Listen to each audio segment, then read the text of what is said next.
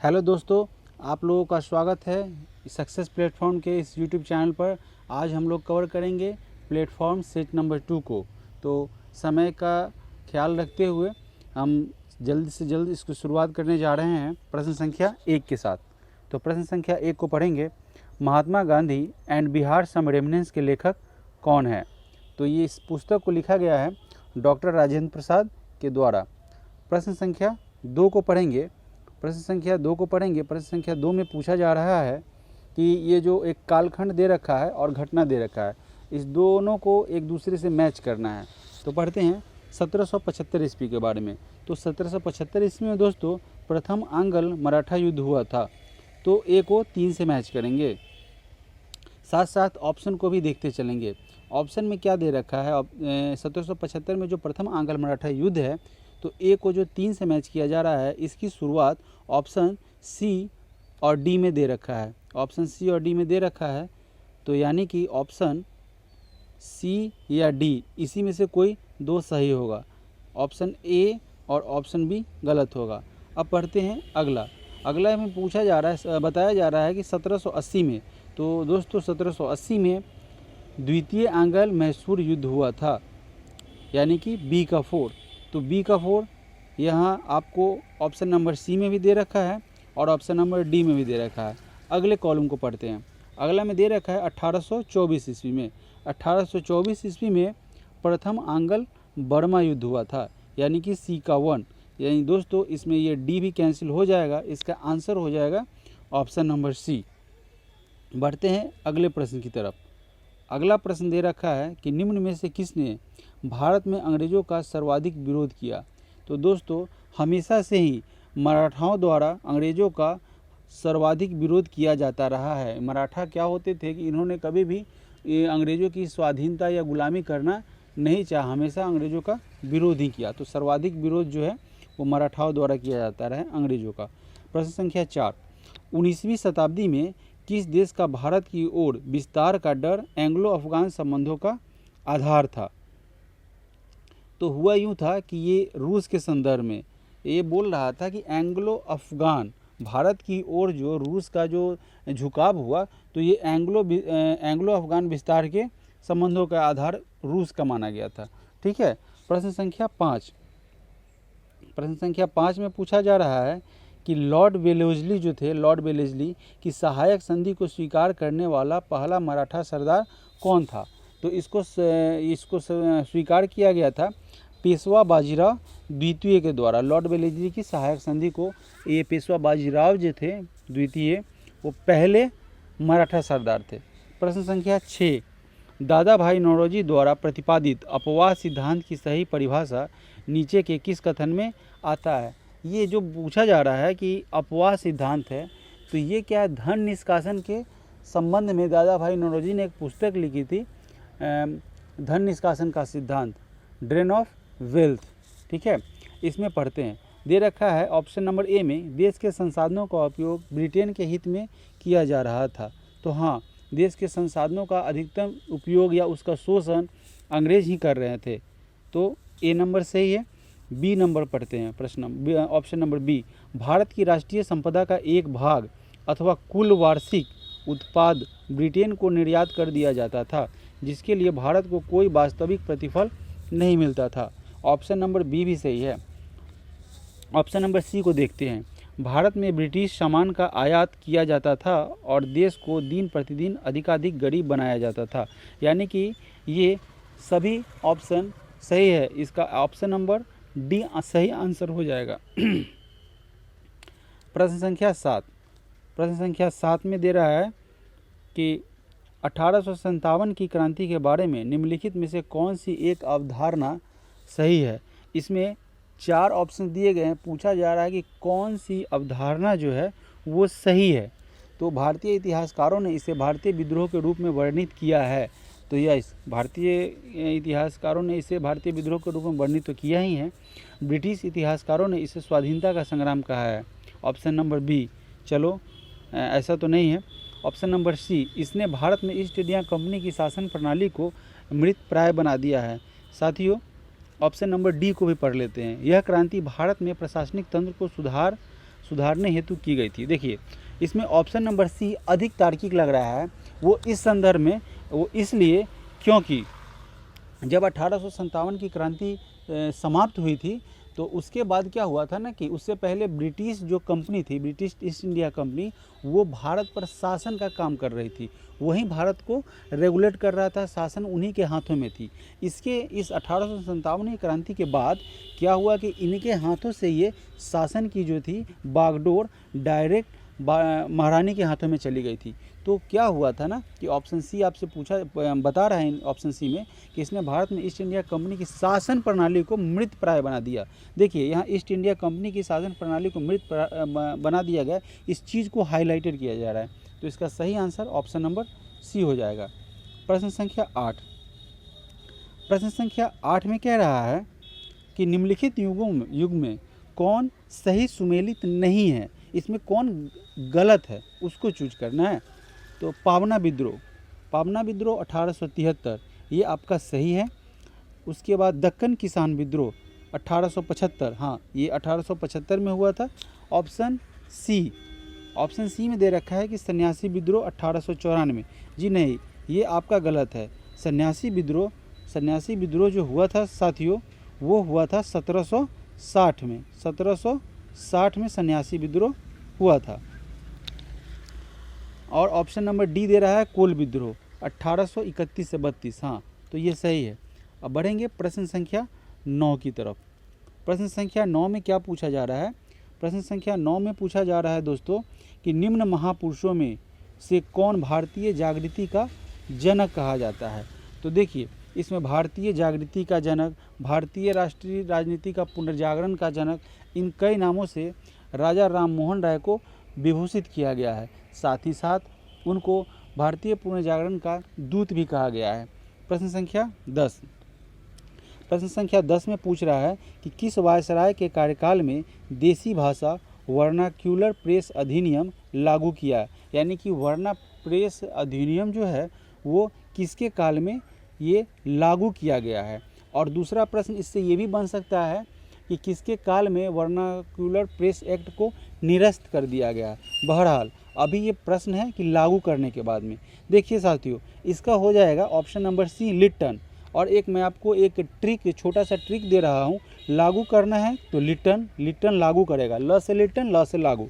और रिजेक्ट करना यानी कि निरस्त करना, जो ये वर्नाक्यूलर प्रेस को निरस्त करेगा तो वो निरस्त को रिजेक्ट कहा जाता है ना। तो रिजेक्ट करेगा रिपन, र से रिपन, र से रिजेक्ट। और लागू है तो ल से लागू और ल से लिटन। एक छोटा सा ट्रिक मैंने बनाया है, अपनी सुविधानुसार आप भी कई क्वेश्चन को अपने ट्रिक के हिसाब से लिंक कर सकते हैं। तो मुझे लग रहा है कि ये आपको ये ट्रिक काफ़ी अच्छा रहेगा। और अगर आप रिपन और लिटन में कन्फ्यूज होंगे तो ये आपकी मदद करेगा। बढ़ते हैं प्रश्न संख्या 11 की तरफ। प्रश्न संख्या 11 में पूछा जा रहा है कि निम्नलिखित नेताओं में से कौन स्वदेशी के समर्थक थे। तो देखिए इसमें अरविंदो घोष का नाम दे रहा है ऑप्शन बी में फिरोज शाह मेहता का नाम दे रहा है और ऑप्शन सी में दादा भाई नौरोजी। देखिए ये तीनों के तीनों जो थे वह स्वदेशी घरेलू उपयोग के बारे में, स्वदेशी का तात्पर्य है, उसके समर्थक थे। तो उपरोक्त में से एक से अधिक, ऑप्शन नंबर डी हो जाएगा। अगला प्रश्न देखेंगे, प्रश्न संख्या 12। साथियों प्रश्न संख्या 12 में पूछ रहा है कि अभिनव भारत नामक क्रांतिकारी संगठन स्थापित हुआ था।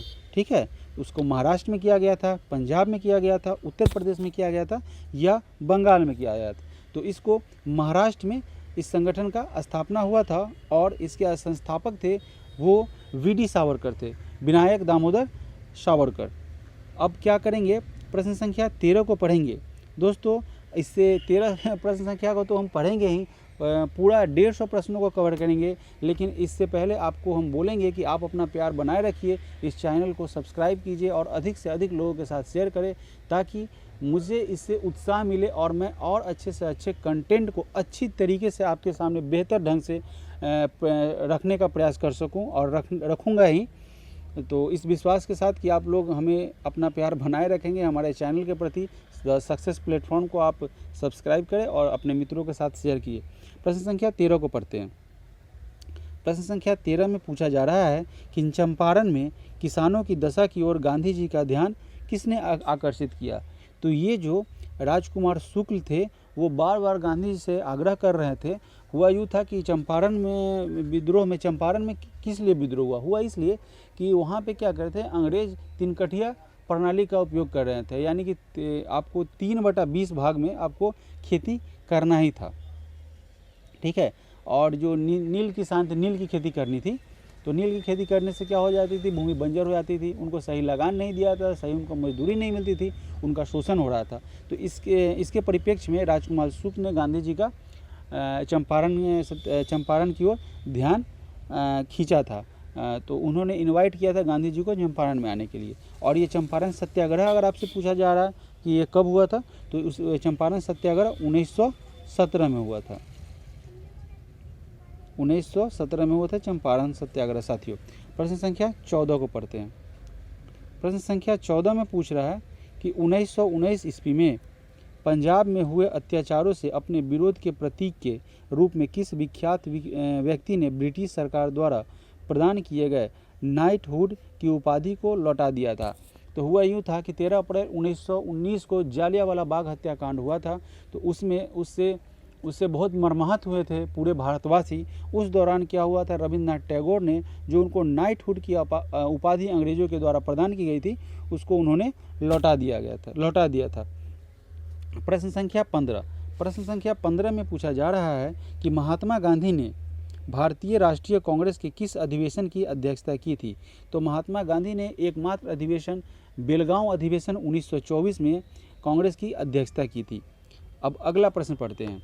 अगला प्रश्न में पूछा जा रहा है, प्रश्न संख्या 16, कि फैराजी आंदोलन की शुरुआत किसने की थी। फैराजी आंदोलन की शुरुआत किनके द्वारा किया गया था, ऐसा क्वेश्चन में पूछा जा रहा है। तो इसकी शुरुआत हाजी शरीयतुल्लाह के द्वारा किया गया था। प्रश्न संख्या 17। प्रश्न संख्या 17 में पूछा जा रहा है कि साइमन गो बैक के नारे का निर्माण किसने किया था। साइमन गो बैक नारे का निर्माण यूसुफ मेहर अली ने किया था, ठीक है। और साइमन जो है वो उसका गठन कब हुआ था, ये हुआ था 1927 में। अगर साइमन के संदर्भ में आपसे पूछ जाए तो कब इसका गठन हुआ था, 1927 में। 1927 में हुआ था। प्रश्न संख्या 18 में पूछा जा रहा है कि फ्रंटियर गांधी या सीमांत गांधी के नाम से किसे जाना जाता है, या यह असली नाम है किनका। तो खान अब्दुल गफ्फार खां का। इन्हें फ्रंटियर गांधी कहें अथवा सीमांत गांधी कहें, ये उपनाम है अब्दुल गफ्फार खां का। प्रश्न संख्या 19, लंदन में द्वितीय गोलमेज सम्मेलन की असफलता इनकी छत्रछाया में हुआ। बोल रहा है कि असफलता, सफलता के बारे में नहीं पूछ रहा है। प्रश्न को ध्यान से पढ़ेंगे। असफलता इनकी छत्रछाया में हुआ, किनकी छत्रछाया में हुआ, तो इरविन और गांधी समझौता में बात नहीं बनी थी इन दोनों के बीच में। तो जब वहाँ से लौटे थे गांधी जी ने, तो उन्होंने बोला कि हमने भारत का सर झुकने नहीं दिया और कुछ हासिल तो नहीं किया, लेकिन इसका भारत का सर नहीं झुकने दिया, ऐसा उन्होंने स्टेटमेंट दिया था, ठीक है। प्रश्न संख्या 20 को पढ़ते हैं। प्रश्न संख्या 20 में 1927 की बटलर कमेटी का उद्देश्य क्या था। 1927 की बटलर कमेटी का उद्देश्य था, ऑप्शन नंबर डी को पढ़ते हैं, भारत सरकार एवं देशी रियासतों के बीच संबंध को सुधारने के लिए बटलर समिति का मेन फोकस था। अब प्रश्न संख्या 21 को देखते हैं। साथियों, प्रश्न संख्या 21 में हमसे पूछा जा रहा है कि भारत छोड़ो किसकी प्रतिक्रिया में प्रारंभ किया गया, यानी कि भारत छोड़ो जो ये अभियान था, ये किसकी प्रतिक्रिया में प्रारंभ किया गया था, ऐसा क्यों हुआ था। तो ये जो क्रिप्स प्रस्ताव आया था, उसके प्रतिक्रिया में, उसके रिएक्शन में ये क्रिप्स प्रस्ताव जो है वो हुआ था। ये जो भारत छोड़ो की प्रतिक्रिया था, रिएक्शन, वो क्रिप्स प्रस्ताव का परिणाम था। क्रिप्स प्रस्ताव जो है 23 मार्च 1942 को दिल्ली पहुंचा था। 23 मार्च 1942 को। प्रश्न संख्या 22। प्रश्न संख्या 22 में पूछ रहा है कि वेवेल योजना किस वर्ष प्रस्तुत की गई थी। वेवेल योजना 1945 में प्रस्तुत किया गया था, ऑप्शन नंबर डी। प्रश्न संख्या 23, ब्रिटिश सरकार भारत के विभाजन के लिए उत्तरदायी नहीं है, उपयुक्त कथन का श्रेय दिया जाता है, यानी कि ये उपयुक्त कथन किसके द्वारा कहा गया था, ऐसा पूछा जा रहा है। तो यह लॉर्ड एटली के द्वारा इस कथन को कहा गया था। प्रश्न संख्या 24, प्रश्न संख्या 24 में पूछा जा रहा है कि निम्नलिखित में से भारत सरकार अधिनियम 1919 के बारे में असत्य कथन को चिन्हित कीजिए। यानी कि भारत सरकार 1919 जो अधिनियम है उसके बारे में असत्य कथन क्या है उसको पहचानना है। तो ऑप्शन नंबर ए, भारत सरकार अधिनियम 1919 1921 में लागू हुआ, ये सही नहीं है, ऑप्शन नंबर ए गलत। प्रश्न संख्या 24 का ऑप्शन नंबर बी, यह अधिनियम मार्लो मिंटो सुधार अधिनियम के नाम से भी जाना जाता है, तो यह सही है। प्रश्न संख्या 25, प्रश्न संख्या 25 में पूछा जा रहा है कि निम्न में से किस हड़प्पाकालीन स्थल से हल का टेराकोटा प्राप्त हुआ है। तो हल का टेराकोटा जो है वो बनावली से प्राप्त किया गया है, बनावली से इसका प्रमाण मिला है। प्रश्न संख्या 26, प्रश्न संख्या 26 में पूछा गया है कि पूर्व वैदिक आर्यों का धर्म प्रमुखतः क्या था। पूर्व आर्य जो थे उनका प्रमुख धर्म प्रकृति पूजा और यज्ञ था। प्रश्न संख्या 27, प्रथम मगध साम्राज्य का उद्भव किस शताब्दी में हुआ था। प्रथम मगध साम्राज्य था उसका उद्भव किस शताब्दी में हुआ था ऐसा पूछा जा रहा है। तो इसका उद्भव 6ठी शताब्दी ईसा पूर्व हुआ था। प्रश्न संख्या 28, प्रश्न संख्या 28 में पूछ रहा है कि अशोक के निम्नलिखित अभिलेखों से किसने दक्षिण भारतीय राज्यों का उल्लेख हुआ है। तो जो अशोक के द्वारा विभिन्न अभिलेखों को उकेरा गया था उसमें पूछा जा रहा है कि दक्षिण भारतीय राज्यों का उल्लेख हुआ है। तो इसका राइट आंसर हो जाएगा कि द्वितीय मुख्य शिलालेख है उसमें अशोक के दक्षिण भारतीय राज्यों का उल्लेख हुआ है।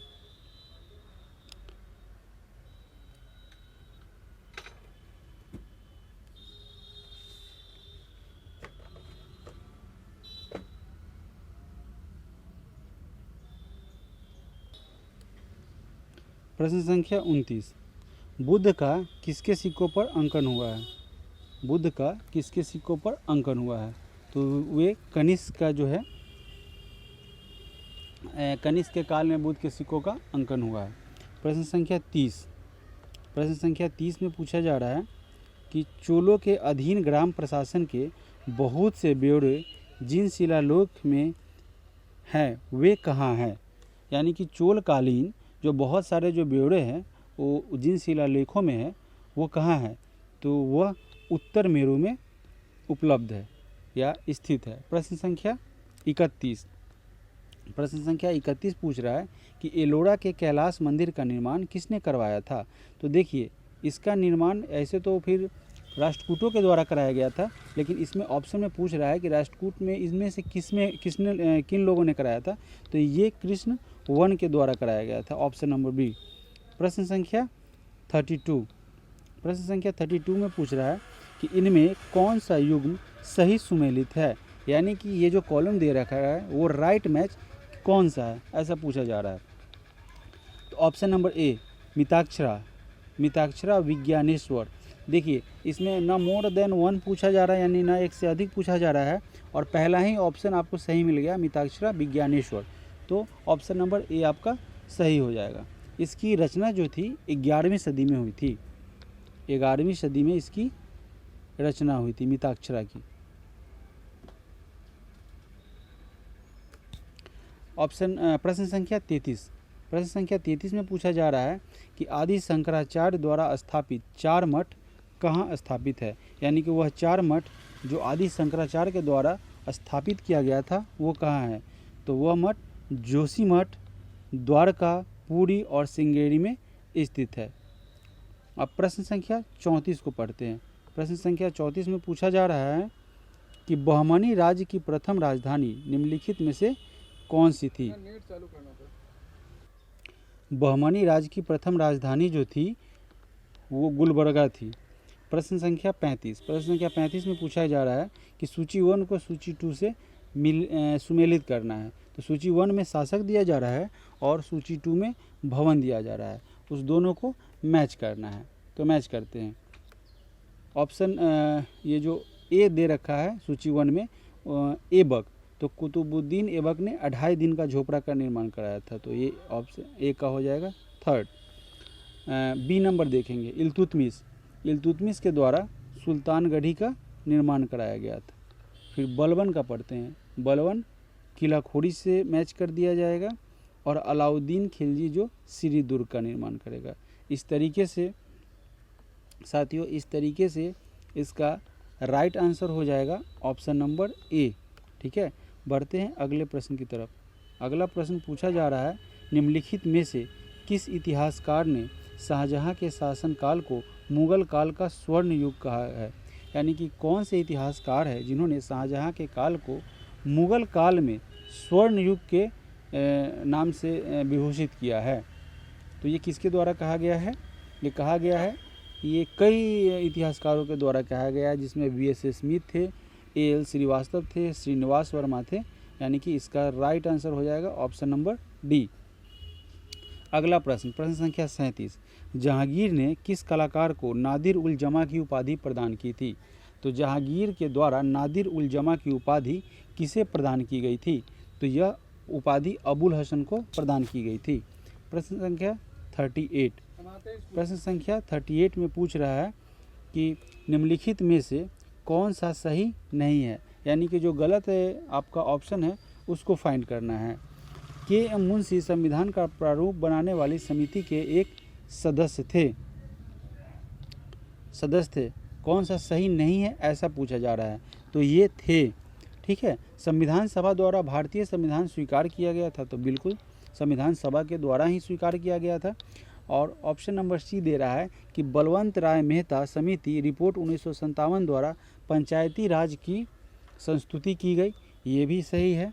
यानी कि इसमें गलत क्या है ये जाने, यानी कि 3 के 3 सही है, तो ऑप्शन नंबर डी गलत होगा। बहरहाल फिर भी इसको हम पढ़ते हैं। संविधान के अंतर्गत मूल अधिकारों का संरक्षक भारत का राष्ट्रपति है। नहीं, ये मूल अधिकारों का संरक्षण है, एक तो संविधान करता है, दूसरा सुप्रीम कोर्ट और हाई कोर्ट करता है। तो यहाँ से ऑप्शन नंबर डी गलत हो जा रहा है। आपसे पूछा गया है कि गलत नहीं है, यानी कि इसमें से गलत कौन सा है, सही नहीं है, ऐसा पूछा जा रहा था आपसे। सही नहीं है ऐसा पूछा जा रहा है। तो इसका आंसर हो गया भाइयों ऑप्शन नंबर डी। बढ़ते हैं अगले प्रश्न की तरफ। अगला प्रश्न 39 नंबर प्रश्न में पूछा जा रहा है कि संपूर्ण राष्ट्रगान का वादन गायन काल कितना है? यानी कि कितने समय तक इसका राष्ट्रगान का गाने का समय है? तो यह 52 सेकेंड तक राष्ट्रगान को 52 सेकेंड के अंदर फिनिश कर दिया जाता है, यानी 52 सेकेंड में यह पूर्ण हो जाता है राष्ट्रगान। अगला प्रश्न जो है प्रश्न संख्या 40 में पूछा जा रहा है कि धन विधेयक भारत के संविधान के किस अनुच्छेद में परिभाषित किया गया है? यानी कि धन विधेयक का जो चर्चा है संविधान के किस अनुच्छेद में किया गया है? तो यह अनुच्छेद 110 में संदर्भित है धन विधेयक के संबंध में। प्रश्न संख्या 41, संविधान में मंत्रिमंडल कैबिनेट शब्द का एक ही बार प्रयोग हुआ है और वह है किस अनुच्छेद में, ऐसा पूछ रहा है। तो मंत्रिमंडल शब्द का प्रयोग अनुच्छेद 352 में किया गया है। प्रश्न संख्या 42 42 में पूछा जा रहा है कि केंद्र एवं राज्यों के बीच वैधानिक शक्तियों का बंटवारा दिया हुआ है। केंद्र और राज्यों के बीच जो वैधानिक शक्तियां हैं उसका बंटवारा दिया हुआ है 7वीं अनुसूची में। 7वीं अनुसूची के अंतर्गत केंद्र और राज्य के बीच वैधानिक शक्तियों का बंटवारा किया गया है। प्रश्न संख्या 43 पढ़ेंगे दोस्तों। निम्नलिखित युग्मों राज्य निर्माण की में कौन सुमेलित है? ये जो बोल रहा है कि जो युग्म दिया गया है उसमें राज्य की तिथि के संबंध में कौन सा सुमेलित है? तो यहाँ पे साथियों ऑप्शन नंबर ए में हरियाणा 1 नवंबर 1966 के संदर्भ में दिया जा रहा है, तो ये सही है। ठीक है, 1966 में हरियाणा का स्थापना हुआ था 1 नवंबर को। Option number A. अगले प्रश्न अगर हमारा ऑप्शन नंबर ए ही मिल गया तो आगे प्रश्न को पढ़ना जरूरी नहीं है, फिर भी हम आपको बता देते हैं कि मिजोरम 25 जून 1986 को नहीं हुआ था। ये मिजोरम की स्थापना 1987 को हुई थी। 1987 को हुई थी साथियों, 1987 को 1987 को हुई थी। तेलंगाना के का जो स्थापना हुआ था, तेलंगाना का जो गठन हुआ था वो हुआ था 2014 में। 2014 में तो हुआ ही था, लेकिन यहाँ पे दोस्तों, यहाँ पे जो 15 अगस्त है वो गलत है। 2 जून 2014 को हुआ था। 2 जून 2014 को हुआ था। और छत्तीसगढ़ के संदर्भ में दिया जा रहा है तो 2000 सही है, लेकिन यहाँ पे ये जो 20 नवंबर 2000 है ना, वहाँ से लेना है। तो इस तरीके से ऑप्शन नंबर ए आपका सही है। बढ़ते हैं अगले प्रश्न की तरफ। प्रश्न संख्या 44। प्रश्न संख्या 44 में आपसे कह रहा है, प्रश्न संख्या 44 में आपसे कह रहा है कि भारतीय गणराज्य के संविधान का कौन सा अनुच्छेद व्यक्ति की प्राण एवं दैहिक स्वतंत्रता के संरक्षण से संबंधित है। यानी कि प्राण एवं दैहिक स्वतंत्रता का अधिकार ये जो है कौन सा अनुच्छेद देता है। तो यह अनुच्छेद 21 हमें प्रदान करता है। किसके संदर्भ में? प्राण एवं दैहिक स्वतंत्रता के संदर्भ में।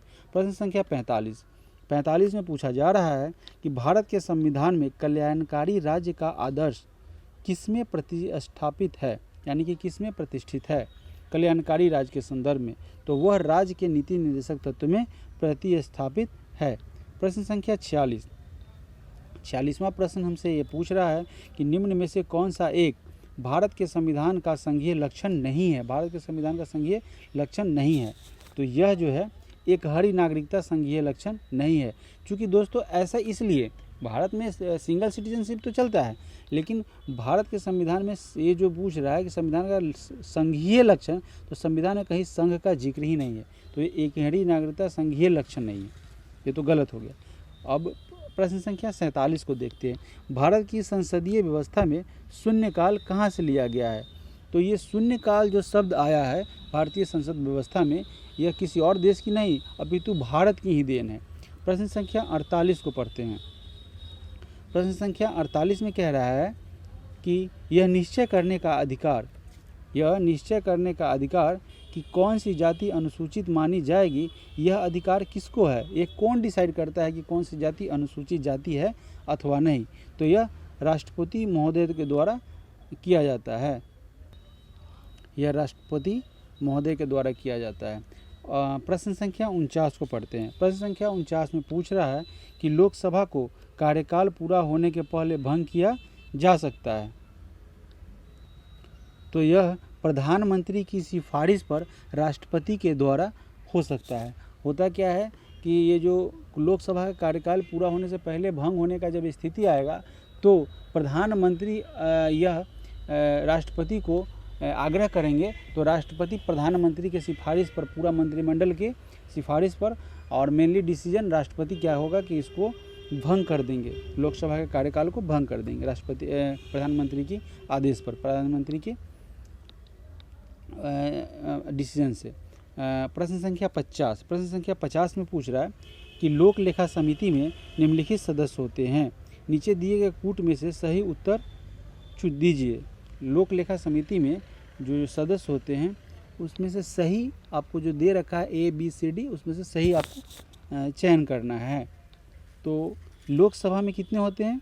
लोकसभा में दोस्तों 15 होते हैं, राज्यसभा में 7 होते हैं, और कुल मिला के 22 होते हैं। यानी कि ऑप्शन नंबर बी आपका राइट आंसर हो जाएगा।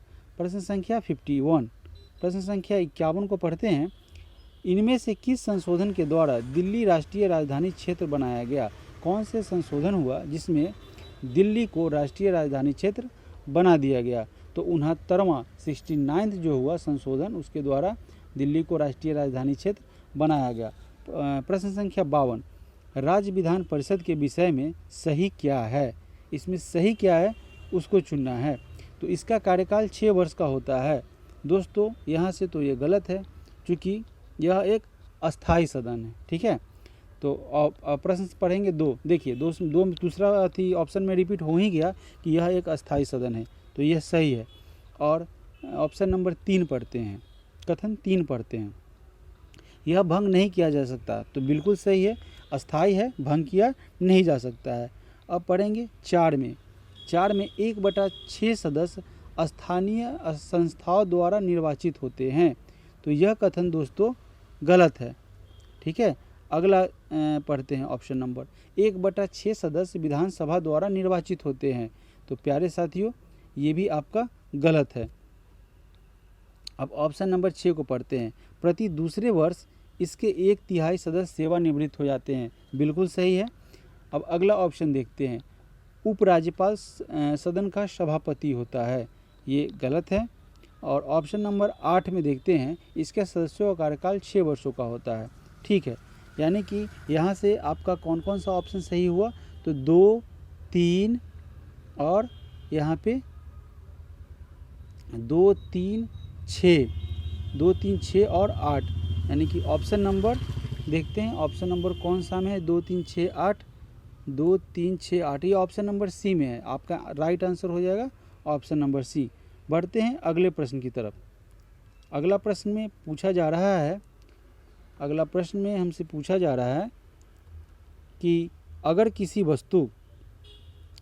वस्तु को पृथ्वी से 8 किलोमीटर प्रति सेकेंड के वेग से अंतरिक्ष में फेंका जाए तो क्या होगा? यानी कि फेंकने का स्पीड अगर दे रखा है कि 8 किलोमीटर प्रति सेकेंड की स्पीड से फेंका जाए तो वह क्या होगा? तो वह दोस्तों पृथ्वी पर वापस आ गिरेगा, पूर्णतः यह वहाँ से वापस आ जाएगा। ऐसा क्यों होगा?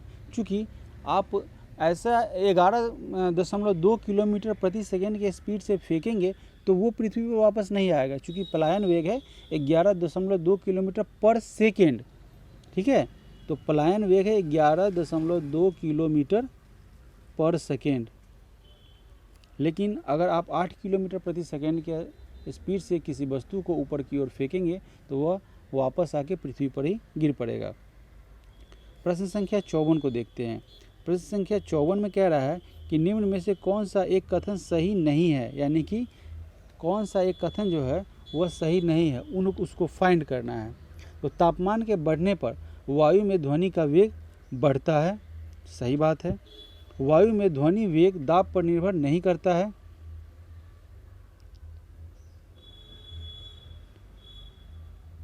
वायु में ध्वनि का वेग दाब पर निर्भर करता है, सही है।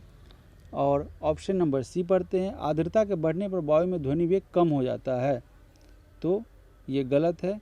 ऑप्शन नंबर डी को पढ़ते हैं, आवृत्ति के परिवर्तन से वायु में वेग प्रभावित नहीं होता, तो भाई साहब ये भी सही है। अब पढ़ते हैं ऑप्शन नंबर क्वेश्चन नंबर 55 को, प्रश्न संख्या 55 को पढ़ते हैं। निम्नलिखित युग्मों पर विचार कीजिए, निम्नलिखित युग्मों पर विचार कीजिए। पढ़ते हैं और ऑप्शन नंबर 1, ऑक्सीकारक ऐसे पदार्थ हैं, ऑक्सीकारक ऐसे पदार्थ हैं जिनसे दूसरे पदार्थ को ऑक्सीजन देने की क्षमता होती है, सही है। उत्प्रेरक के संदर्भ में बोल रहा है कि ऐसे पदार्थ जो अभिक्रिया को प्रभावित नहीं करते हैं परंतु इनके कारण अभिक्रिया भिन्न दर से आगे बढ़ती है, सही बात है। उत्प्रेरक का यही कार्य होता है। एस्टर के संदर्भ में दे रहा है कि ऐसे पदार्थ जो मुख्य रूप से अम्ल और एल्कोहल की अभिक्रिया से निर्मित होते हैं, यानी कि ये तीनों के तीनों सही है। ये पूछ रहा है कि उपयुक्त युग्मों में से कौन सा सही है, तो तीनों के तीनों सही है। प्रश्न संख्या 56, प्रश्न संख्या 56 में पूछ रहा है कि गर्मी के मौसम में एक पंखा आराम का बोध कराता है, क्योंकि ऐसा क्यों होता है? तो पढ़ते हैं ऑप्शन को। पंखा ठंडी हवा देता है? नहीं, हवा तो देता ही है, लेकिन जो एग्जैक्ट आंसर होगा वो पूछ रहे हैं। यह हमारे शरीर से और अधिक गर्मी का हवा में विकिरण करता है? नहीं।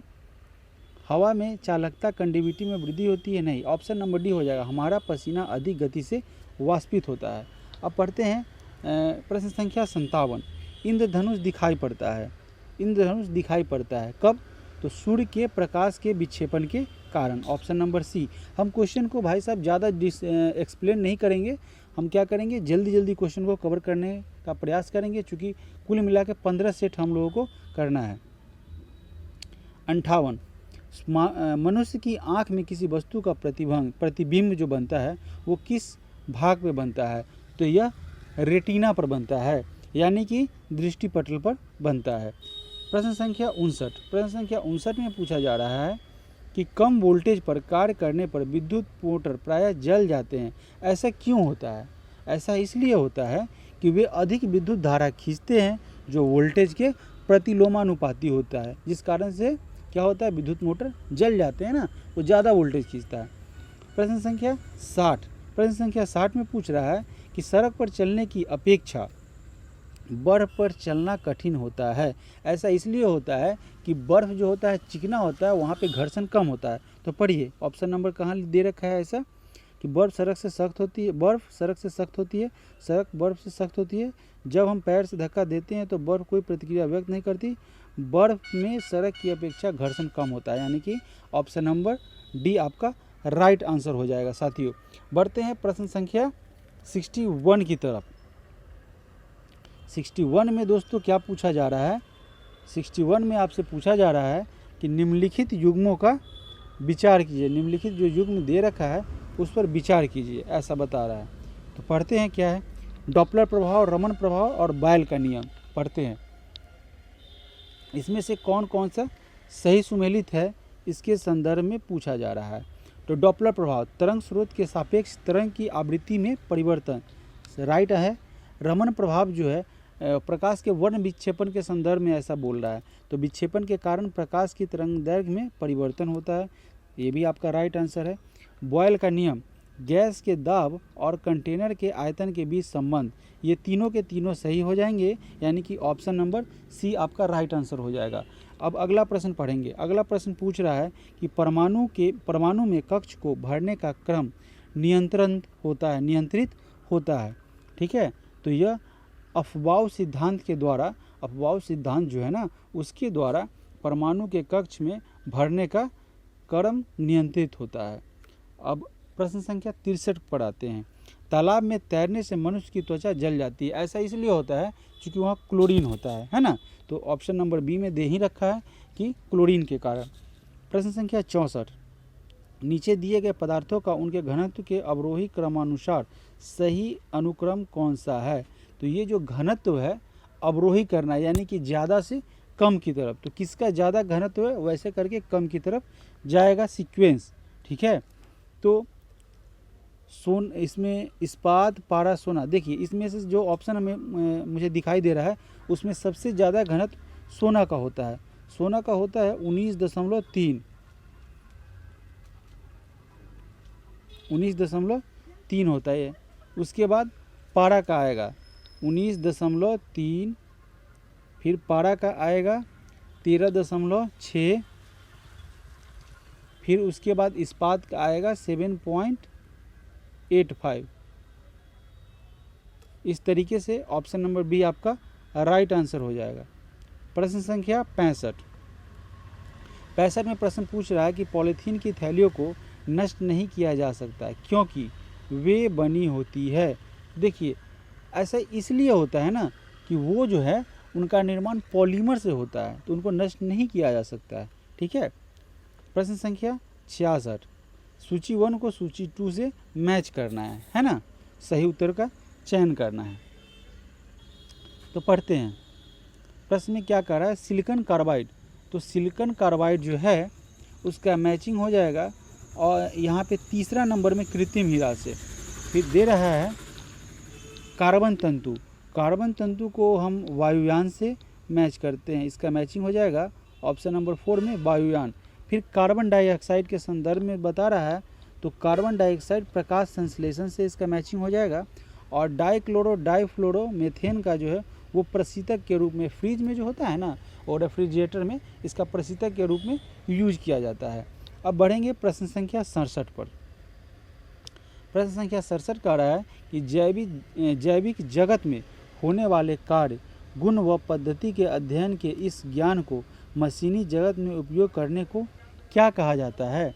तो इसको बायोमैकेनिक्स के नाम से जाना जाता है। प्रश्न संख्या 68, शहतूत साल बनाई जाती है।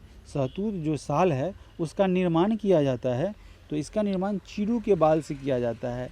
चीरू क्या है, यह एक हिरण की प्रजाति है जो तिब्बत और कश्मीर की ऊंची चोटी पर या ऊंची हाइट पर वो पाया जाता है, तो ये चीरू के बाल से बना जाता है, ठीक है। चीरू क्या है, चीरू एक हिरण की प्रजाति है, हिरण की प्रजाति है, ठीक है, चीरू। बढ़ेंगे प्रश्न संख्या 69 में। मानव जीनोम का अनुक्रम सफलतापूर्वक किया गया था। तो मानव जीनोम का सफलतापूर्वक अनुक्रम जो किया गया था वो सन 2023 में किया गया था। प्रश्न संख्या 70 पे आएंगे। प्रश्न संख्या 70 नंबर में पूछ रहा है कि पित्त रस के संदर्भ में निम्नलिखित कथनों में से कौन सा कथन सत्य है। पित्त रस के संदर्भ में आपसे पूछा जा रहा है कि राइट आंसर क्या होगा। तो पढ़ते हैं। यह पित्ताशय में इकट्ठा होता है। इसमें उपस्थित लवण वसा का पायसीकरण करते हैं। जी करते हैं। इसमें उपस्थित एंजाइम वसा का पाचन करते हैं। यानी कि ये सारे के सारे हो जाएगा। ऑप्शन नंबर डी आपका राइट आंसर हो जाएगा। प्रश्न संख्या 71, निम्नलिखित में से कौन रक्त के संचालन में मदद करता है। रक्त के संचालन में मदद लिम्फोसाइट के द्वारा किया जाता है। ठीक है। प्रश्न संख्या 72 दोस्तों, प्रश्न संख्या 72 में पूछ रहा है मनुष्य के शरीर में पसलियों के कितने जोड़े होते हैं। तो मनुष्य के शरीर में पसली के जो है वो पसलियों के कुल मिला के 12 जोड़े होते हैं। प्रश्न संख्या 73, हमारे शरीर का अधिकतम भार बना हुआ है। हमारे शरीर का अधिकतम भार जो है जो जल का बना हुआ है, लगभग 70% के करीब जल है हमारे शरीर में। प्रश्न संख्या 74 में पूछा जा रहा है कि अन्य पशुओं के मांस की तुलना में मछली का उपयोग स्वस्थकर माना जाता है क्योंकि मछली में होता है। देखिए इसमें क्या होता है ना कि बहु असंतृप्त वसा अम्ल होता है, जिसमें क्या होता है फैटी एसिड होता है, फॉलिक एसिड होता है और कई सारे पोषक तत्व आयरन, जिंक वगैरह इसमें पाए जाते हैं, जो मांस की तुलना में बेहतर स्वास्थ्य के लिए उपयोगी होता है। प्रश्न संख्या 75 में पूछ रहा है कि निम्नलिखित में से कौन सा लिंग गुणसूत्र में विद्यमान अप्रभावी जीन के निष्पीड़न से उत्पन्न होता है। तो पेशी दुष्पोषण इसका करेक्ट आंसर हो जाएगा। अब प्रश्न संख्या 76 की तरफ। 76 में मेरे प्यारे साथियों प्रश्न ये पूछा जा रहा है और ये कई बार एग्जाम में आ चुका है, बहुत ही इजी क्वेश्चन है। चाय की पत्तियों में विद्यमान सर्वाधिक महत्व का उत्तेजक, ठीक है, ये उत्तेजक जो है वह कैफीन है। Option number A. प्रश्न संख्या 77, पौधे में अर्धसूत्री विभाजन के अध्ययन के लिए सबसे उपयुक्त भाग कौन सा होता है। यानी कि अर्धसूत्री विभाजन के लिए सबसे उत्तरदायी क्या होता है, वह होता है परागकोश। प्रश्न संख्या 78 में पूछ रहा है कि निम्नलिखित में से कौन सा युग्म जो है वह सही सुमेलित नहीं है। तो इसमें ऑप्शन नंबर ए कह रहा है कि बारबीट्यूरिक एसिड शाकानाशी।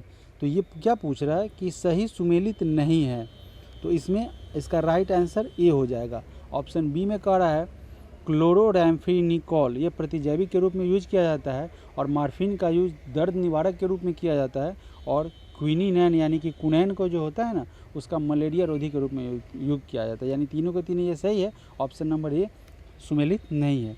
प्रश्न संख्या 79, जल एवं अघुलनशील पदार्थों का मिश्रण के भारी अघुलनशील घटकों का नीचे बैठ जाना क्या कहलाता है।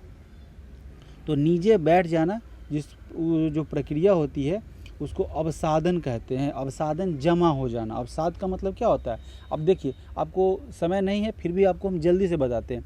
जब क्या होता है कि पानी जो है या नदियों से, चट्टानों से ऊपर से जब नदी निकलती हुई आती है तो अपने साथ क्या लाती है, अवसाद को लाती है। अवसाद बहते बहते बहते बहते मैदानों में क्या होती है, जमा हो जाती है, तो वही अवसाद होता है। तो अभी ये क्वेश्चन आपको क्या कह रहा है, जल एवं अघुलनशील पदार्थों का मिश्रण में भारी अघुलनशील घटक जो उसमें मिक्स रहता है ना, तो उसका नीचे बैठ जाना, जम जाना, तो उसको अवसाद का मतलब होता है जम जाना, बैठ जाना।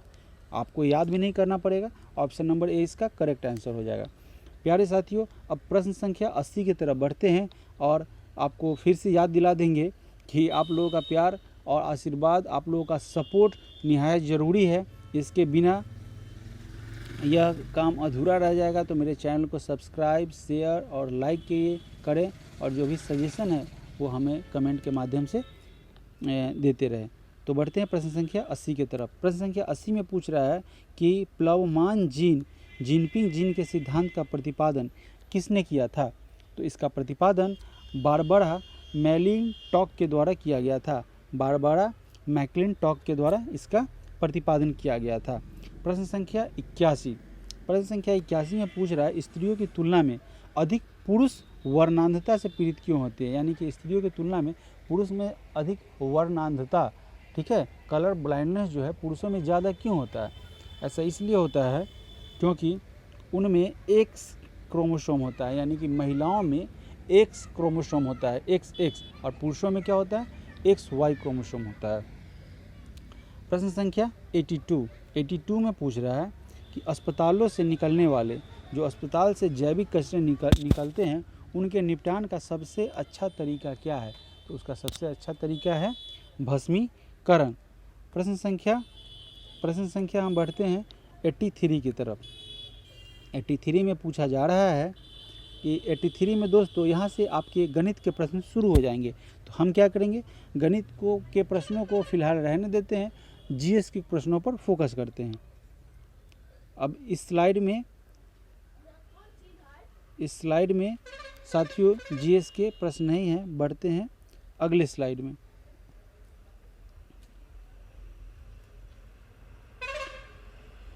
अगले स्लाइड में यहाँ पे हम आ चुके हैं। प्रश्न संख्या 93 से इसकी शुरुआत हो जाएगी। प्रश्न संख्या 93 में पूछा जा रहा है आपसे कि निम्नलिखित को उत्तर से दक्षिण दिशा में व्यवस्थित कीजिए और सही विकल्प को चुनें, यानी कि उत्तर से दक्षिण के क्रम में अरेंज इसको हमको करना है, ठीक है। तो इसका अरेंज हम लोग करते हैं,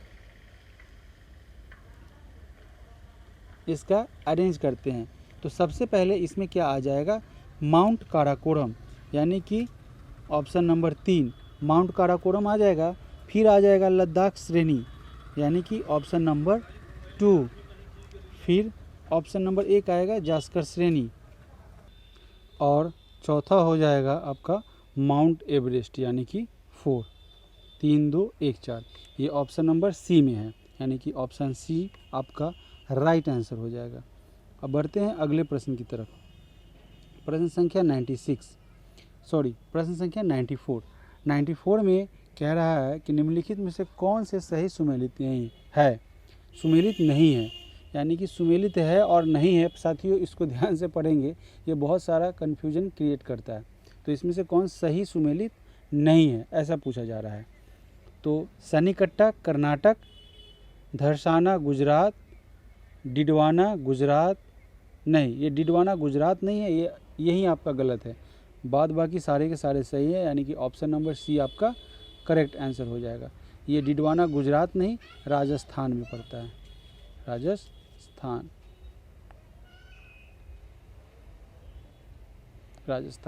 प्रश्न संख्या 95 को पढ़ते हैं। प्रश्न संख्या 95 में मेरे प्यारे साथियों आपसे पूछा जा रहा है कि निम्नलिखित को सही सुमेलित कीजिए और सही विकल्प का चयन कीजिए। देखिए एक तरफ तो नदी दे रहा है, दूसरी तरफ उसका उद्गम स्थान दे रहा है। तो पूछा जा रहा है कि सही विकल्प का चयन कीजिए, कौन सा सही है, ऐसा पूछा जा रहा है। तो इसको मैचिंग करना है, ठीक है, मैचिंग करते हैं। तो ये सिंधु है, ठीक है, सिंधु का हो जाएगा बोखरचू से, यानी कि ऑप्शन नंबर डी से, ठीक है। फिर सतलज है, सतलज जो निकलती है उसका उद्गम होता है राकस ताल से। फिर पढ़ेंगे झेलम, झेलम जो है वो बेरीनाग से निकलती है, यानी कि ऑप्शन नंबर ए से। और रामगंगा गढ़वाल की पहाड़िया से निकलती है। तो इस तरह प्रत्येक का हम लोगों ने उद्गम स्थल से मैच किया नदी को। अब बढ़ेंगे प्रश्न संख्या 96 की तरफ। प्रश्न संख्या 96 में कह रहा है कि निम्नलिखित में से कौन सा कथन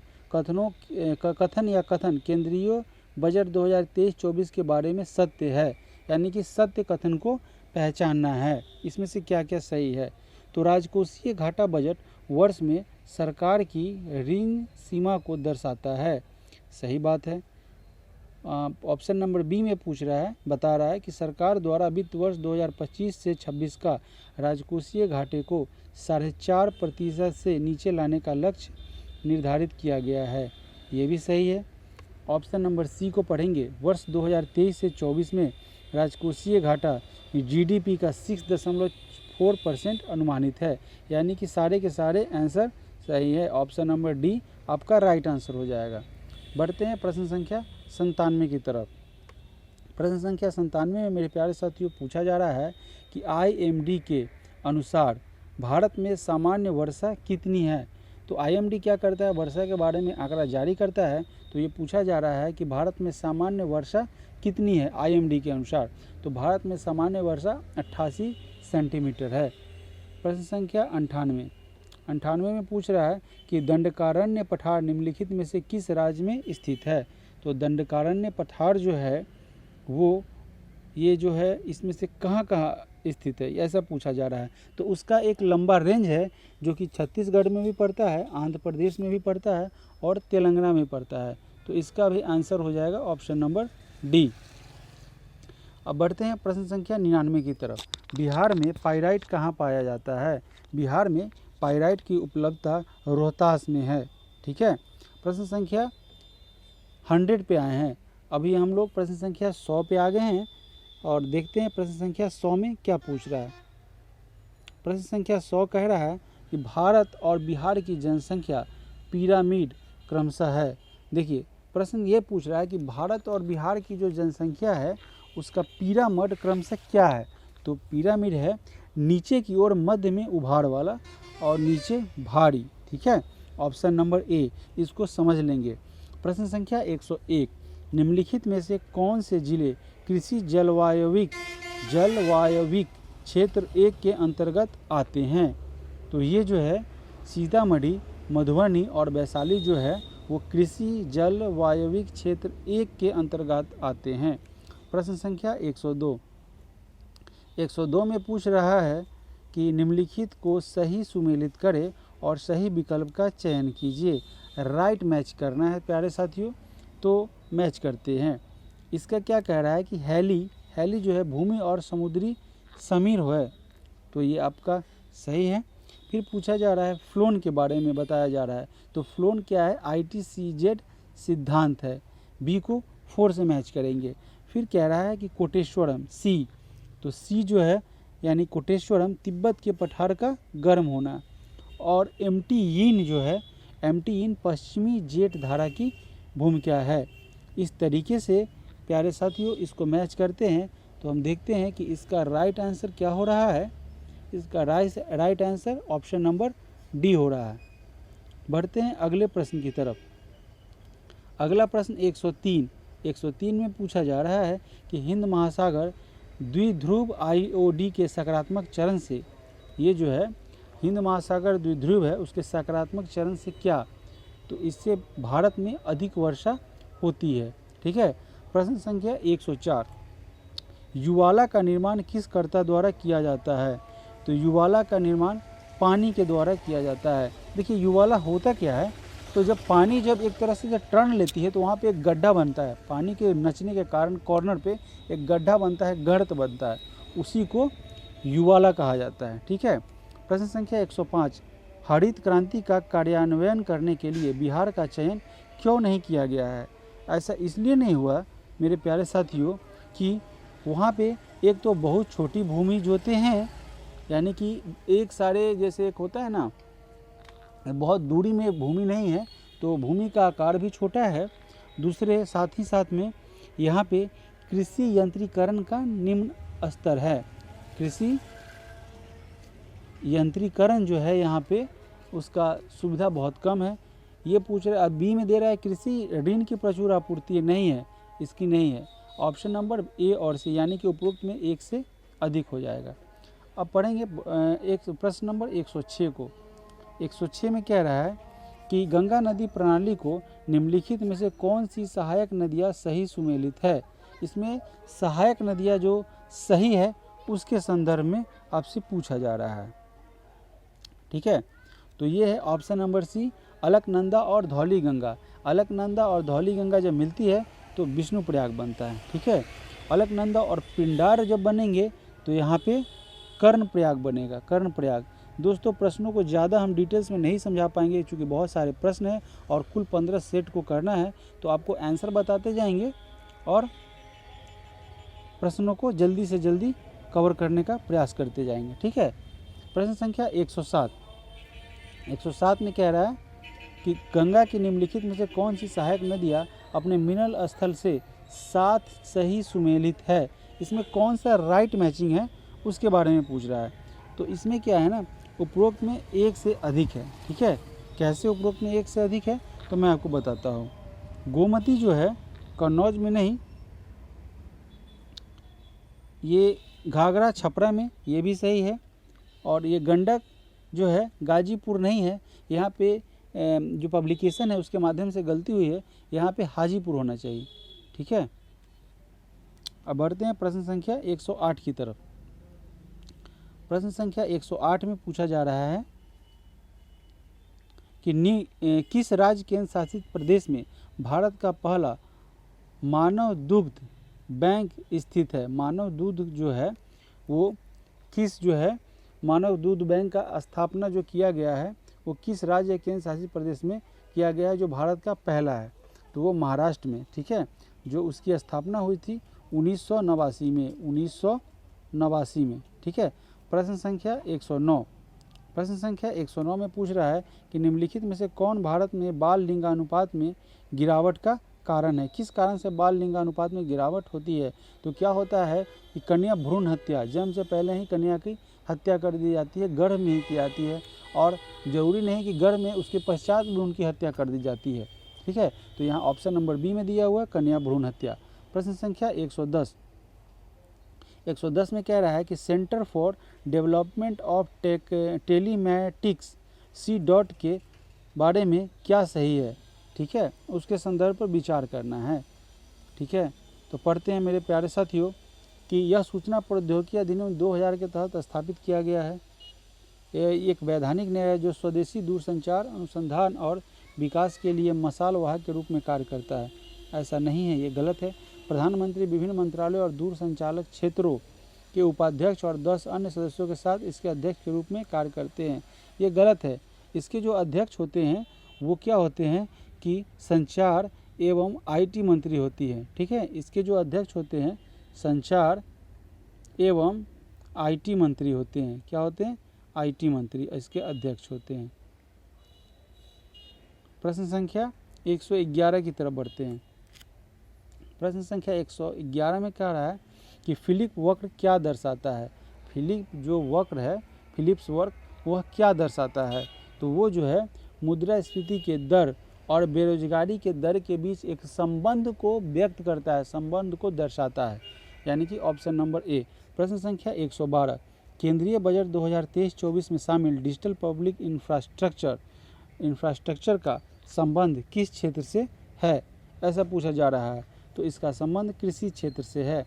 प्रश्न संख्या 113, प्रश्न संख्या 113 में पूछा जा रहा है कि कृषि ऋण में किस क्षेत्र के बैंकों की हिस्सेदारी सबसे अधिक है। तो कृषि क्षेत्र में सबसे ज़्यादा वाणिज्यिक बैंक, जिसमें क्षेत्रीय ग्रामीण बैंक को छोड़ दिया गया है, उसका हिस्सेदारी सबसे अधिक है।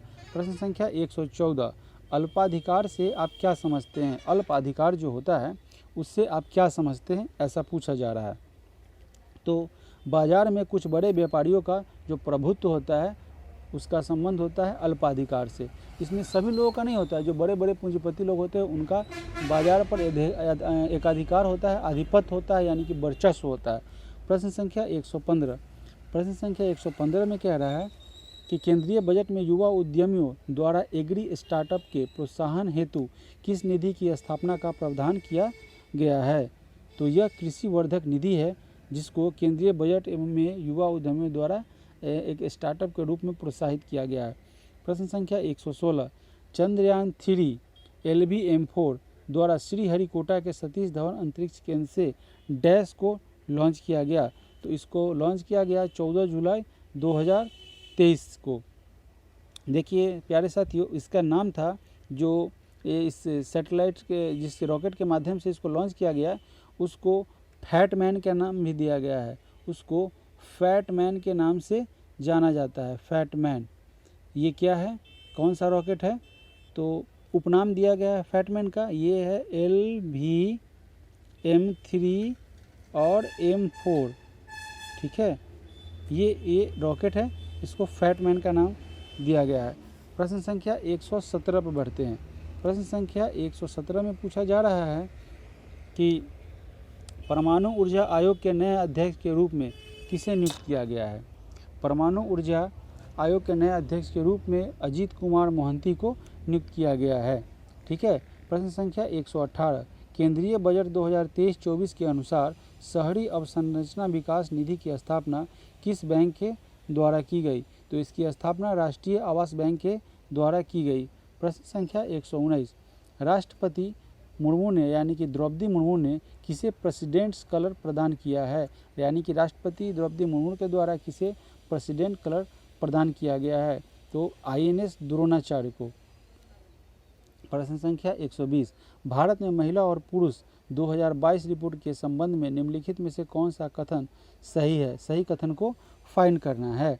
तो इस रिपोर्ट के अनुसार भारत का लिंगानुपात 2011 से 943 से सुधरकर 2036 तक 952 हो जाएगा। सही है। ऑप्शन नंबर 2, 2021 से 22 में श्रम बल भागीदारी दर पुरुषों के लिए 77.2 और महिलाओं के लिए 32.8 है, यानी दोनों आंसर सही है। तो ऑप्शन नंबर सी दोनों हो जाएगा। प्रश्न संख्या 121 की तरफ बढ़ते हैं। 121 में पूछा गया है कि शिक्षा मंत्रालय के अनुसार किस राज्य की साक्षरता दर सबसे कम है। तो ये जो बिहार राज्य है उसकी साक्षरता दर सबसे कम है। ये शिक्षा मंत्रालय का रिपोर्ट बताता है। भारत ने टोक्यो ओलंपिक में 1980 के बाद हॉकी में पहला ओलंपिक पदक कांस्य पदक जीता है। भारत ने कांस्य पदक मैच में किस टीम को हराया था। तो इसमें भारत ने जर्मनी को हरा के यह कांस्य पदक जीता है। यह 1980 के बाद पहला पदक है हॉकी के क्षेत्र में। IPCC की एक रिपोर्ट के अनुसार दुनिया 2030 तक 1.5 डिग्री सेल्सियस ग्लोबल वार्मिंग की सीमा को पार करने की राह पर है। IPCC का मुख्यालय कहाँ स्थित है। ये पूछा जा रहा है कि IPCC जो है उसका मुख्यालय कहाँ है। तो उसका मुख्यालय जिनेवा में है। प्रश्न संख्या 124 में पूछा जा रहा है कि बिहार आर्थिक सर्वेक्षण 2021 से 22 के अनुसार GSDP में औद्योगिक क्षेत्र का योगदान कितना प्रतिशत रहा है। तो इसमें औद्योगिक क्षेत्र का योगदान 19.5% तक रहा है। प्रश्न संख्या 125, हाल ही में आई आर्थिक सर्वेक्षण रिपोर्ट 2022 से 23 के अनुसार राज्य में ऊर्जा की प्रति व्यक्ति खपत वित्तीय वर्ष 2021 से 22 में कितना रहा है। तो जो आर्थिक सर्वेक्षण का रिपोर्ट 2022 से 23 आई है उसमें प्रति व्यक्ति जो है ऊर्जा का खपत जो है प्रति व्यक्ति खपत जो है वो 329 किलो वाट आवर है। यानी कि ऊर्जा का बिजली का जो उपयोग है 329 किलोवाट प्रति व्यक्ति है। ठीक है। 2022 से 23 के संदर्भ में ये रिपोर्ट आई है 2021 से 22 का। प्रश्न संख्या 126 में पूछा जा रहा है कि बिहार बजट के अनुसार वित्तीय वर्ष 2023 से 24 में 4498.97 करोड़ के राजस्व बचत रहने का अनुमान है, जो सकल राज्य घरेलू उत्पाद का कितना प्रतिशत है। तो वह 0.52% हो जाएगा। प्रश्न संख्या 127, कचरा प्रबंधन में खराब प्रदर्शन के कारण नेशनल ग्रीन ट्रिब्यूनल ने बिहार पर कितने रुपए का जुर्माना लगाया है। तो ये कचरा प्रबंधन उसका सही से रखरखाव नहीं किया गया, इसके कारण ग्रीन ट्रिब्यूनल ने बिहार पर लगभग 4000 यानी एक्यूरेट 4000 करोड़ का जुर्माना लगाया गया है। ऐसा इसलिए चूँकि वो जो मैनेजमेंट प्रबंधन था कचरा अपशिष्टकरण का उसको सही तरीके से बिहार राज्य सरकार के द्वारा नहीं किया गया था। प्रश्न संख्या 128 कह रहा है कि बिहार औद्योगिक निवेश प्रोत्साहन नीति 2022 के अनुसार निम्नलिखित में से कौन सा कथन सत्य है। यह वस्त्र एवं चर्म के उद्योग के संबंधित पूछा जा रहा है। तो इसका देखेंगे प्रश्न ऑप्शन नंबर ए, रुपये 5000 तक प्रति माह प्रति कर्मचारी अनुदान, राइट। रुपये 2 प्रति यूनिट बिजली अनुदान, ये भी सही है। ऑप्शन नंबर सी बता रहा है कि प्लांट एवं मशीनरी लागत का 15% अनुदान, यानी कि प्लांट एवं मशीनरी पर जितने लागत आएंगे उसका 15% राज्य सरकार अनुदान के रूप में वहन करेंगी। तो इस तरह से इसका तीनों का तीनों आंसर सही होगा, यानी कि ऑप्शन नंबर डी इसका करेक्ट आंसर हो जाएगा। पढ़ेंगे प्रश्न संख्या 129 नंबर।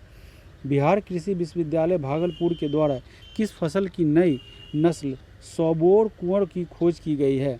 तो ये सौबोर कुंवर जो है वो धान की एक नई प्रजाति है, एक नई नस्ल है। प्रश्न संख्या 130।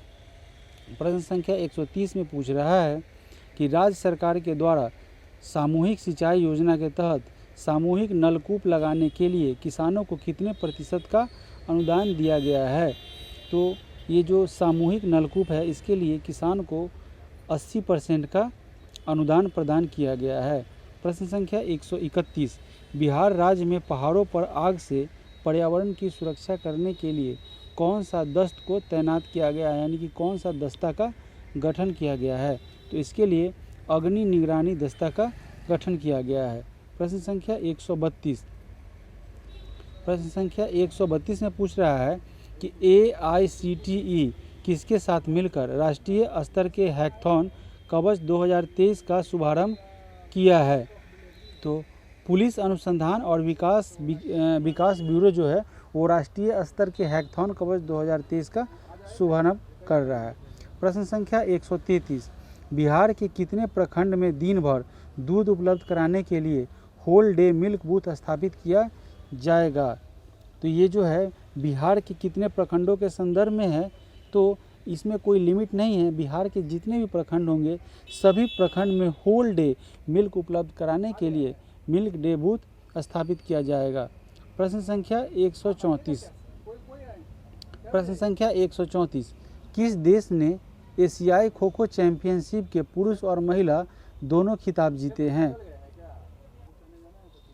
तो ये जो खो खो चैंपियंस पुरुष और महिला दोनों का है उसमें खिताब जो जीता गया है वो भारत देश के द्वारा जीता है। प्रश्न संख्या 135।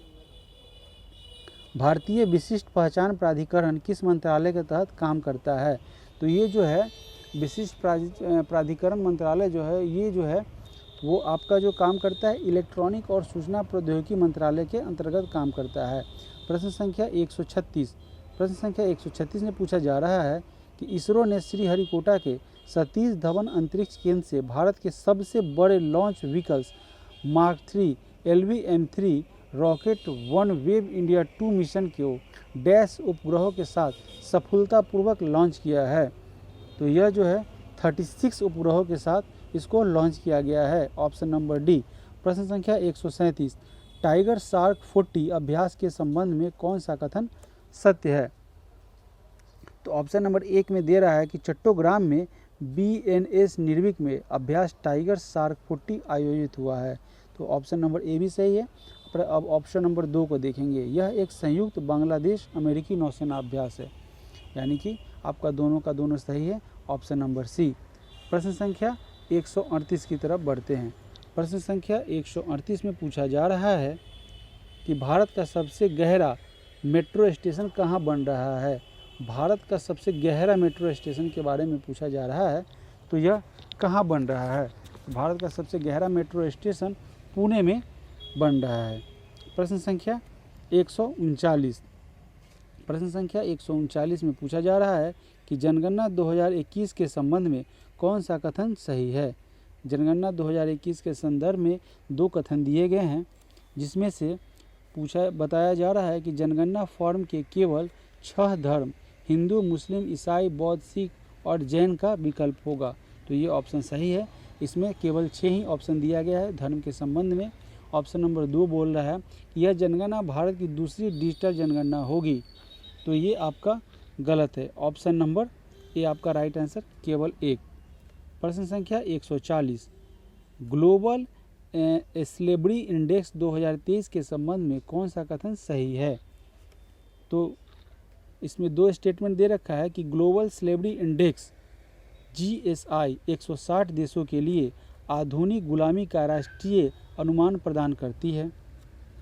स्टेटमेंट 2 दे रहा है कि भारत में 8 की व्यापकता है और प्रति 1000 लोग पर आधुनिक दस्ता में रहने वाली जनसंख्या का अनुमानित अनुपात है। तो ये आपका दोनों के दोनों आंसर सही होंगे। प्रश्न संख्या 140 का आंसर आपका दोनों का दोनों विकल्प सही होंगे। प्रश्न संख्या 141 को पढ़ते हैं। हाल ही में चर्चा में रहा भारत का सबसे लंबा समुद्री पुल मुंबई ट्रांस हार्बर लिंक, इसका रूट क्या है? तो ये सेबरी से नहावा की तरफ इसका रूट है। प्रश्न संख्या 142। प्रश्न संख्या 142 में पूछा जा रहा है कि 2025 में दुनिया के सबसे बड़े संरक्षण सम्मेलन विश्व संरक्षण कांग्रेस की मेजबानी कौन सा देश करेगा? तो ये इसकी मेजबानी संयुक्त अरब अमेरिका यानी कि UAE के द्वारा किया जाएगा। दुनिया का सबसे बड़े संरक्षण सम्मेलन विश्व संरक्षण कांग्रेस की। प्रश्न संख्या 143। प्रश्न संख्या 143 में पूछा जा रहा है कि भारत ने किस वर्ष तक क्षय रोग को यानी कि टीबी को समाप्त करने की घोषणा की है? एक लक्ष्य निर्धारित की है कि किस वर्ष तक टीबी को समाप्त कर दिया जाएगा। तो यह लक्ष्य 2025 तक रखा गया है। प्रश्न संख्या 144। प्रश्न संख्या 144 में क्या पूछा जा रहा है कि अकबरनामा जिससे बिहार के इतिहास के संबंध में जानकारी मिलती है के रचयिता कौन है? तो अकबरनामा का रचयिता अबुल फजल के द्वारा किया गया है। अकबरनामा का रचना अबुल फजल के द्वारा किया गया है। प्रश्न संख्या 145 में कह रहा है कि ऋग्वेद में बिहार के किस शब्द का प्रयोग किया गया है? तो ऋग्वेद में कीकट शब्द का प्रयोग किया गया है बिहार के संदर्भ में। प्रश्न संख्या 146। पटना में स्थापित डेनिश फैक्ट्री पर किसने अपना आधिपत्य स्थापित किया था? ये जो पटना में डेनिश फैक्ट्री स्थापित हुआ था उस पर अंग्रेजी कंपनी द्वारा क्या किया था? आधिपत्य कर दिया गया था, उस पर अधिकार जमा दिया गया हुआ था। प्रश्न संख्या 147। बिहार में द्वैत शासन प्रणाली किसने प्रारंभ की थी? यानी कि बिहार में द्वैत शासन प्रणाली का जनक कौन था? तो लॉर्ड क्लाइव जो था वो द्वैत शासन प्रणाली का जनक था। 7 धाराओं से मिलकर बनने वाली नदी कौन सी है? वैसी कौन सी नदी है जो 7 धाराओं से निर्मित हुई है यानी 7 धाराओं के मिलन से बनी है? तो वह कोसी नदी है। बिहार में सर्वाधिक गति से प्रवाहित होने वाली नदी कौन सी है? यानी कि बिहार के संदर्भ में पूछ रहा है नदी के बारे में कि वह कौन सी नदी है जिसका प्रवाह सबसे तेज गति से होता है? तो वह बूढ़ी गंडक है। प्रश्न संख्या 150। निम्नलिखित कथनों पर विचार कीजिए। इसमें 2 कथन दिया गया है, उन दोनों कथनों के बारे में पूछा जा रहा है कि कौन सा सही है। तो कथन नंबर 1, वित्त वर्ष 2021 से 22 में भारत का सेवा निर्यात 254.5 बिलियन अमेरिकी डॉलर रहा है। तो ये ऑप्शन सही है। ऑप्शन 2 नंबर में बताया जा रहा है कि वित्त वर्ष 2020 से 21 की तुलना में 2021 से 22 में सेवा क्षेत्र में निर्यात में 23.5% की वृद्धि हुई है। तो ये दोनों के दोनों आपके स्टेटमेंट सही हैं, यानी कि ऑप्शन नंबर सी। इस तरीके से सेट 2 की समाप्ति हुई। अब मिलेंगे सेट नंबर 3 में अगले वीडियो में। इसके लिए बहुत बहुत धन्यवाद।